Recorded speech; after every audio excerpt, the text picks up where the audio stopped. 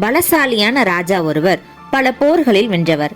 அவருடைய சபையில் விகடகவி ஒருவன் இருந்தான். அவன் ஒரு நாள் மன்னரிடம் சண்டை திறனை பற்றி கிண்டலாக பேசினான். அரசர் ஆத்திரமடைந்தார். நாளைக்கு நீ என்னுடன் சண்டை போட தயாராக இரு என்று உத்தரவிட்டார். இது என்ன வம்பாகிவிட்டதே என்று நினைத்து வருந்தினான் விகடகவி.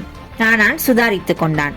சரி, ஆனால் நான் என்ன ஆயுதம் கொண்டு வருகிறேனோ அதை வைத்துக் கொண்டு நான் எப்படி சண்டை போட வேண்டும் என்று சொல்கிறேனோ அந்த சண்டைக்குத்தான் நீங்கள் வர வேண்டும் என்றான். மன்னரும் ஒத்துக்கொண்டார். மறுநாள் சண்டை நடக்கிற இடத்திற்கு விகடகவி 2 பணியாரங்களை கொண்டு வந்து வைத்தான். இதை வைத்துக் கொண்டு என்ன மாதிரி சண்டை போட வேண்டும் என்று புரியாமல் மன்னர் வினவினார்.